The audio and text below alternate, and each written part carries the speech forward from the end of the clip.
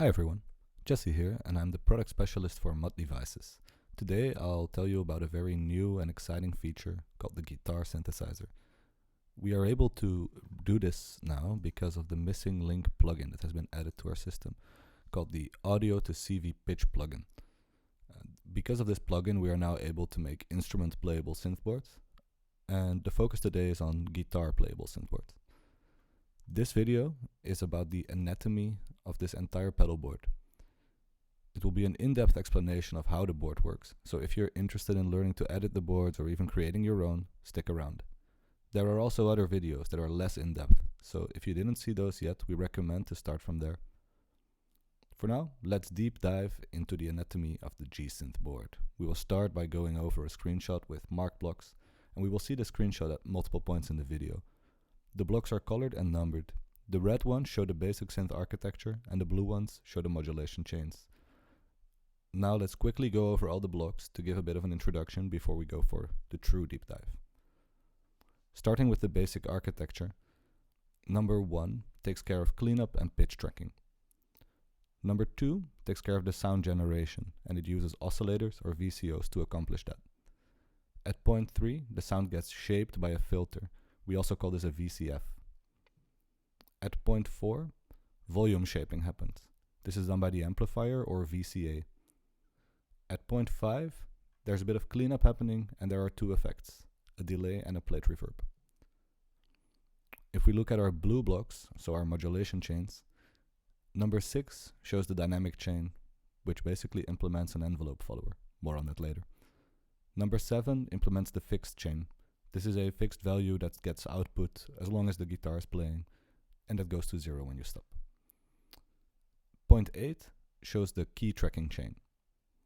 This opens the filter more as you play higher on the fretboard. Point 9 shows you the LFO modulating the VCO. So this is a wave modulating our sound generator. This can give you vibrato, etc. Point 10 shows you, once again, an LFO modulation, but this time of the filter, the VCF. Point 11 shows you momentary foot switch addressings, which allow you to open and close the filter by pressing down a foot switch. Now that we went over the basic architecture and modulation blocks, let's dive deeper into the individual blocks.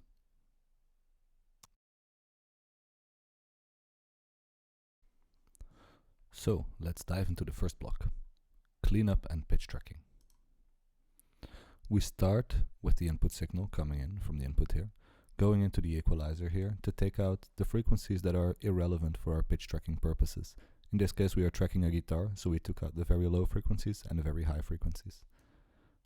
After that, we go into the Audio to CV Pitch plugin.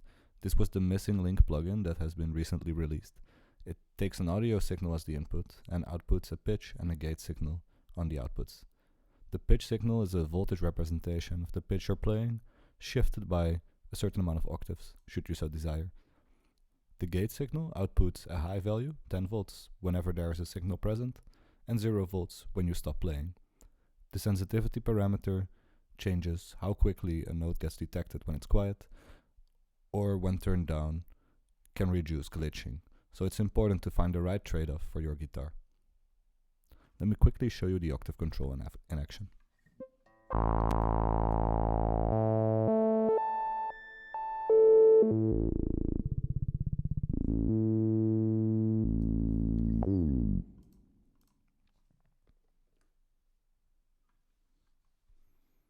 As you can see, there are many cables coming from the outputs of the Audio to CV pitch, so we will see these signals enter in many different parts of the synthesizer later on.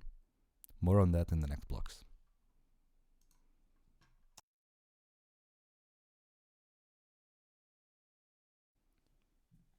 So the next block is about sound generation, and it uses multiple oscillators or VCOs to accomplish that. But let's start with the CV range divider, which is also a part of this block. As an input signal, it takes the pitch out from our Audio to CV pitch plugin. Then it has a control for a minimum and a maximum value. Anything within this range gets set to the top output. Anything outside of this range gets sent to the bottom output. We use this to take out some very high frequency and low frequency notes so that we don't end up glitching out our oscillators. The output signal of this CV range divider gets sent to the oscillators, of course, and therefore can control the output pitch that they all provide. We have 3 oscillators in total, and they can be enabled either the first one, as you hear in this sound, or we can enable the other 2 together by enabling this Control to CV plugin. How this works is, if you enable Manage CV ports, you can see this, that the Control to CV plugin here is labeled VCO2+3, and we made it available as an addressing source. So going into VCO2 on-off switch, we can see that it's addressed to VCO2 and 3. The same applies for the third VCO, as well as the gain plugin here at the end, so that when we enable all 3 oscillators, we don't suddenly get a volume boost. Let me enable that again to show you.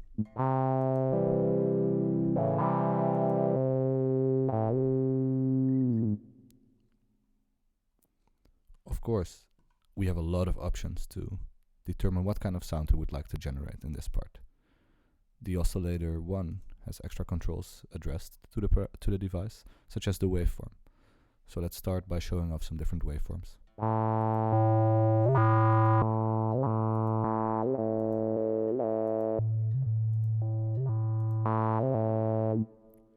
We can also transpose the octave.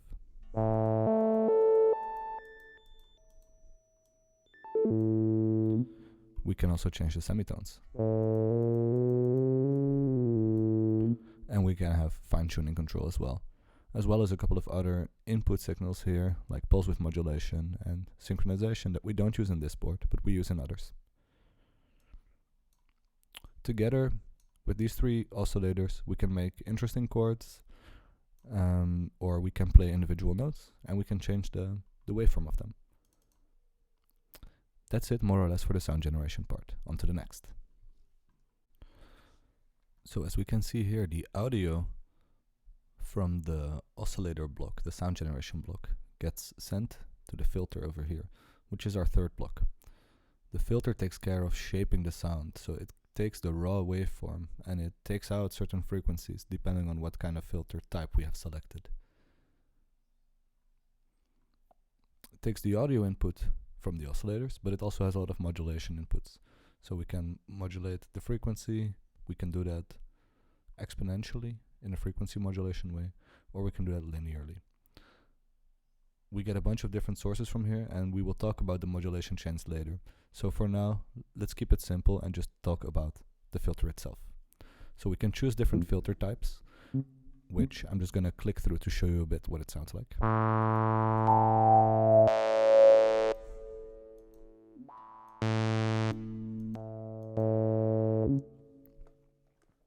Some filters take out high frequencies, some filters take out low frequencies, some pass through only a band of audio, and there's even one that just notches out a part of the spectrum. From all these models, we can set up 2 main parameters, the frequency and the resonance. So the frequency, as a quick demo, sounds something like this.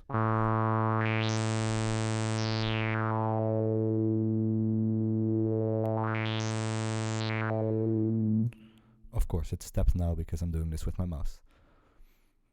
For the resonance, with the low amount of resonance, the filter sounds rather mellow. Let me show that now.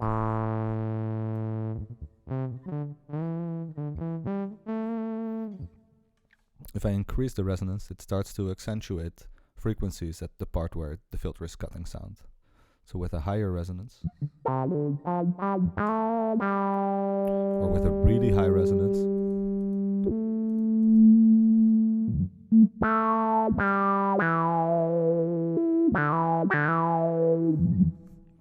so we can get really squealy with this. Be careful though. Resonance can get very loud, and depending on which filter model you have active, it may respond a bit differently. So tread with caution. That is it when it comes to the filter. So now let's move on to the next block. As we see, the audio after the filter gets sent to this block down here, which is our volume shaping block. It basically is an amplifier that takes a control signal here for the main gain, and it applies that as a volume control over the input signal before it gets sent to the output. So the two control signals here are both coming from our modulation chains, so we will go over those in more detail when we get to those chains specifically. There's not much more to say about this volume shaping block other than that. So let's move on to the next block, which is cleanup and effects. The cleanup is very simple. It's just an EQ where we take out some low frequency signals and some very high frequency signals to make the audio output more pleasant to listen to. Feel free to tweak the taste, of course. Now, after the cleanup, we get to our effects section consisting of the wonderful Shiro modulate and the caps plate reverb. So the caps plate reverb has been active for this entire video and it sounds a bit like this.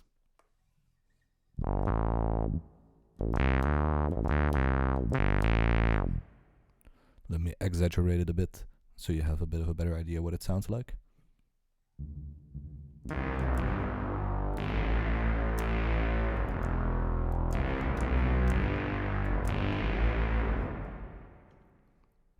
Let me turn that down to a more reasonable amount and let's enable the delay.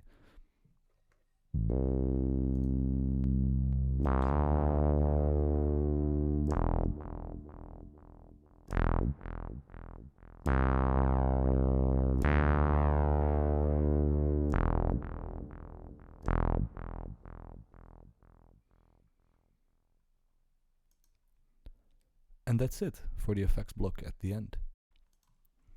So now let's dive into the modulation chains, starting with perhaps the most exciting chain, the dynamics chain. It takes an input from input 1 and it goes into this compressor over here.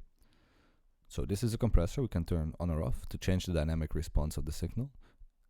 If we have it off, we get a bit more immediate response of our dynamics. And if we turn it on, it helps us a bit with our dynamics, so it's a bit more forgiving whether we play louder or quieter, and it also increases the sustain a bit.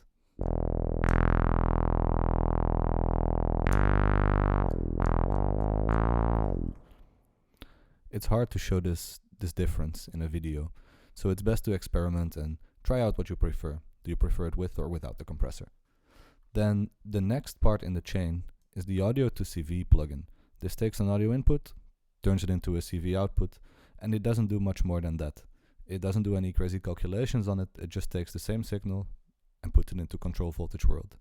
We set the level to 10 for the maximum signal output, and the offset is set to 0 because we don't need it. So after we turned our audio signal to control voltage, we go into this CV absolute plugin. As you can see in the graphic, whenever our signal would dip below 0, instead it goes to positive amounts. We do this because we want to create a chain where the signal goes louder while we're playing and dives in to 0 when we stop. So after this absolute value, we send it to the CV gate, which has a gate in and a CV in. Whenever the gate in has a value above the open threshold, it lets the CV in through to the CV out. Whenever it then dips below the closed threshold, it blocks it and no longer lets the signal through. The gate in, it receives from our audio to CV pitch plugin. So whenever we are playing, it opens up the CV gate and sends our control voltage version of the audio signal through. Next, we go through a slew rate limiter, which makes sure that the signal can only rise or fall at a certain rate. We set it up here for a bit of smoothing on our values, and when we put a CV meter plugin after it, we can see that when we're playing quieter, it's a lower value, and when we're playing louder, the value gets higher. I will just patch it after this CV attenuverter booster, because this is the one we use to set the output level of this dynamic chain before we set the modulation depth. So let's start by playing very quietly, and you will see that the current value stays quite low. Now when I start playing louder,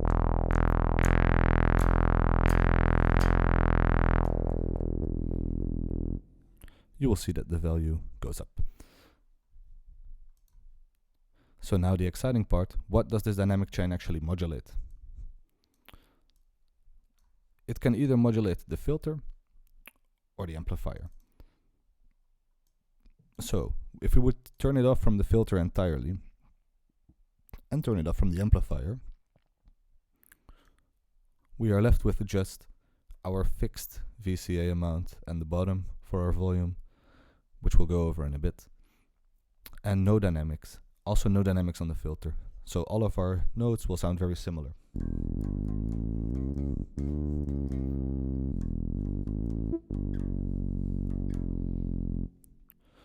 Now, if we increase a bit of the dynamics towards the VCA, you can hear that when we play louder, the signal will also get louder.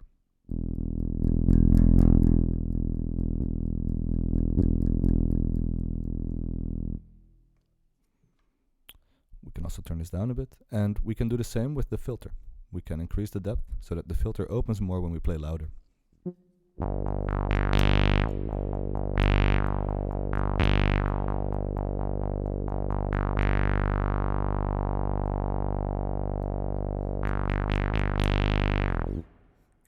What we can also do is do it the other way around.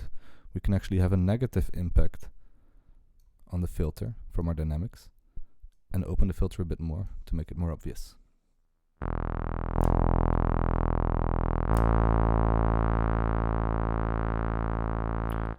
Let's make it a bit more extreme.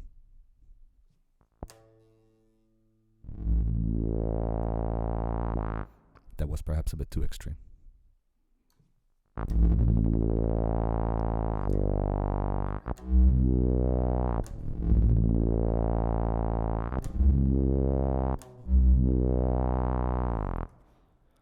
Of course, we can combine these controls with different filter types and different filter cutoffs, different resonance, and in total we can get a whole lot of different sounds out of this.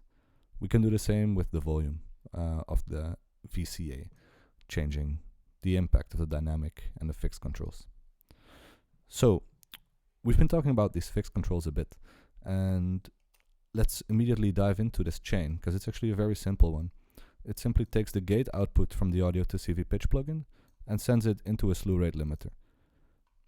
The gate output switches between 0 and 10, so when there's a signal present it goes to 10, when there's no signal present it goes to 0. So let me quickly show you with this meter plugin how that works.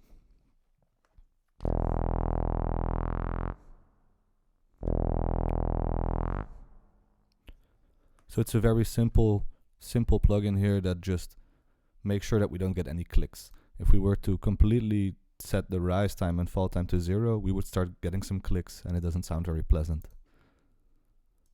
Now this fixed chain, it goes to the VCA, which is our volume shaper, so that just like with real synths, when you press a key it's often at the same loudness. So we are able to replicate that kind of sound by reducing the impact of the dynamics on our VCA and setting that completely to the fixed amount. Now, let's move on to our next modulation chains. So the next chain we have is our key tracking chain, which is a very simple and short one. So we have this one plugin here, which takes an input from our beloved audio to CV pitch plugin. It actually takes the pitch signal, which gets sent to the slew rate limiter over here, which once again makes sure that the signal cannot rise or fall instantaneously. Instead, it has a little bit of a glide to it, and this prevents clicks and pops on the filter. Then here we can set the depth of our key tracking. Right now it's set to 1, and that means that whenever I play higher on the neck, the filter opens more proportionally to where I'm playing. If I set this to 0, it means that when the filter is set to a low pass, the low notes come through fine, and the higher notes, they will have the same amount of filtering applied, so they will be a bit quieter depending on the settings. Usually you will want to keep this control set to 1, and that will sound something like this.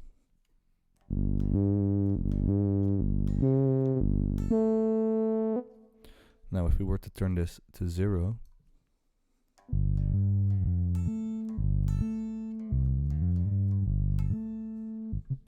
let's turn it back to approximately 1.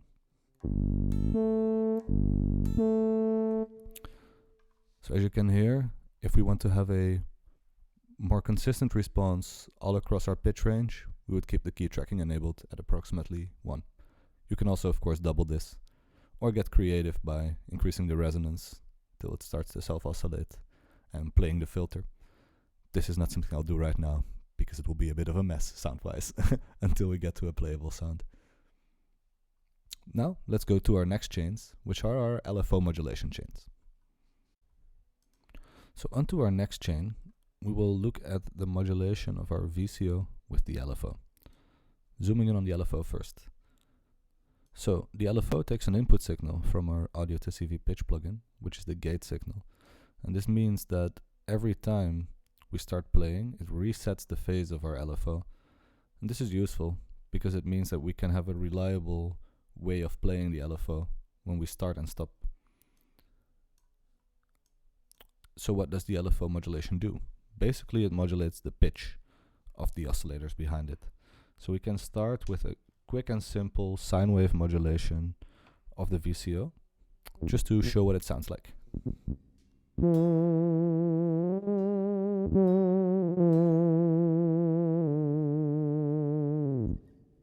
Of course, we can increase the rate or turn it down. We can also increase the depth or keep it very subtle. We can also change the waveform. So let me increase the depth to an extreme amount so that it becomes extra clear.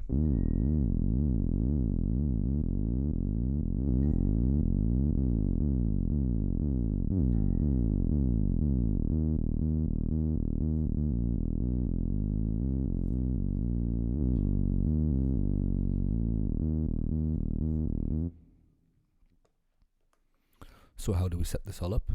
We have configured an addressing for a limited range of this frequency knob. When I turn it on our device, you will see the knob move a little bit, but not over the full range. We've done the same for the LFO wave. We've addressed it, not with a limited range. And the most interesting part is the depth, I guess. So if you look at this CV attenuverter plugin on the right, you see it move a tiny bit. Once again, very limited range, from 0 to 1, set to linear mode. Then if we look at our first CV attenuverter booster, why is that there? It's there to attenuate the output level of the LFO a bit. Because with a small amount of modulation, the pitch changes drastically. And we want to be able to have a subtle modulation as well. So we needed to scale down the value a bit. So the first plugin here has its multiplier set to 0.10 in linear mode, just to scale down the output volume, output value from the LFO. So now, after the modulation depth attenuverter booster here, the signal gets sent to the frequency input of all 3 LFOs. This means that right now we have one active, which can get modulated.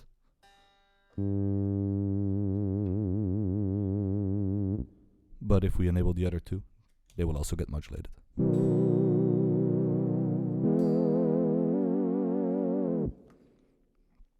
Of course, this allows us to do a couple of cool things, among which octave jumps, little vibratos, heavy vibratos, sound effects, and all sorts of other things. So now, let's move on to the next chain, which is the filter LFO, which is over here. So this is another LFO over here, and it also takes the reset signal from the audio to CV pitch gate signal here. We can follow it. And here we end up at our LFO. Once again, we can, from the device, set the LFO wave shape. We can set the frequency. And we can set the depth. In this case, we don't need something to scale down the value because our filter likes hotter values. Let me quickly show you what it sounds like at some basic settings.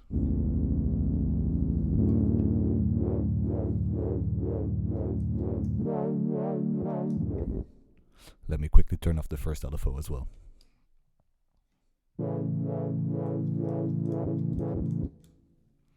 Yes, so now let's show it with full depth on a simple sine wave with a medium rate.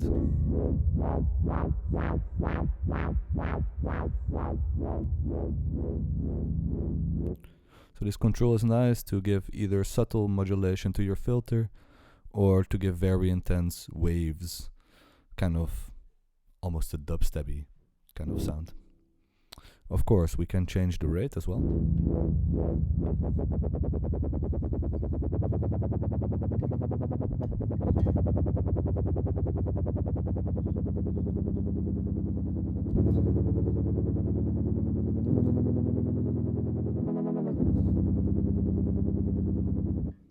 And when we change the LFO wave, we can also get access to some other cool sounds.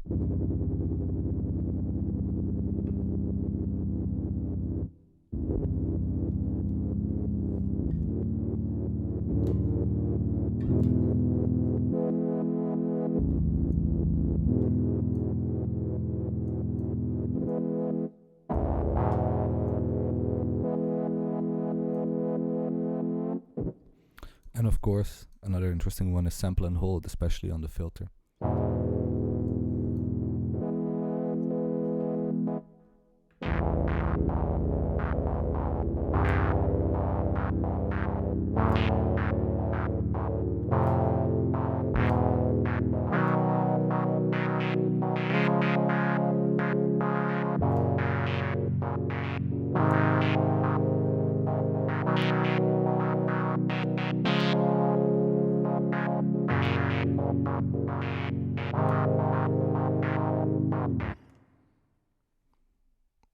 Combining this with the different filter types that are available, resonance, different cutoff frequency, starting points, we can get a bunch of different cool sounds. Now on to the next. So finally, our last block to pay attention to is number 11, the one where we get momentary foot addressings that can open or close our filter. This is a pretty exciting one because it allows you to create addressings on your mod device, which allow you to play certain synth controls with your feet. And especially when it comes to things like filter cutoff, which is often tweaked by hand a lot by people playing traditional synthesizers. It's nice to have this available as a foot switch addressing. Let me quickly show you what it sounds like when we open up the filter.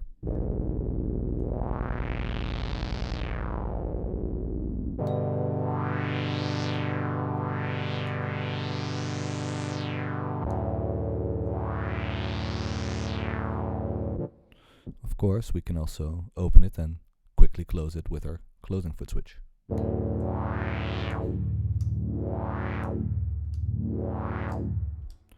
Or just close it in general.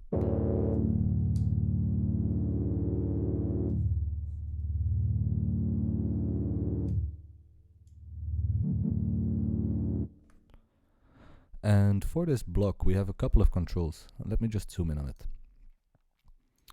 So when I press the opening filter foot switch, you will see the Control to CV plugin at the top light up.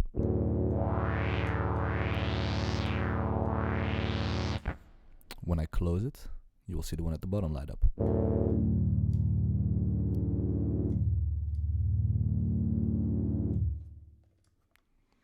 So how does this work? Basically, the Control to CV plugins are set to 10 volts and 10 volts. When we enable this toggle, it means that the output gets set at 10 volts.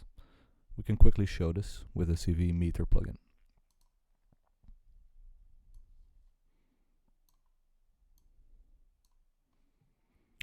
So, off, on, off, on. Same for the bottom one. On, off, on, off. Now the bottom one gets sent through this CV attenuverter booster, which is set to a multiplier of -2, linear mode, and it goes to the slew rate limiter, just like the top one. So what does the slew rate limiter do? Well, once again, it limits the time in which a signal can rise or fall. So if we would patch our CV meter after the slew rate limiter, we see how the signal increases when we hold down the foot switch to increase it.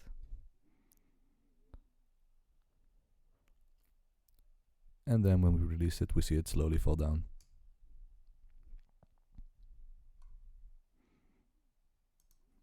What we can also do is increase it to the maximum value.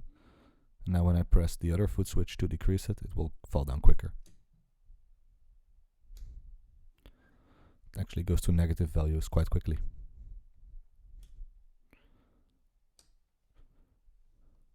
This Control to CV plugin on top here, it actually has its output available to control filter time.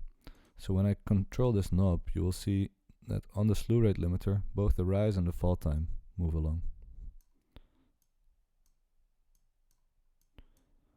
And this allows us to set the time that it takes for the filter to open and close with a single control on our device, which we have here, and it's called filter time. So from the device I can choose if it's long,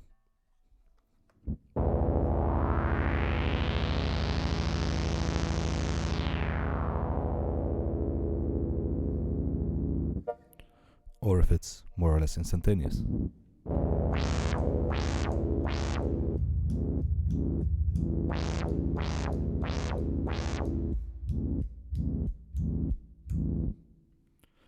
This will surely allow for some interesting playable effects.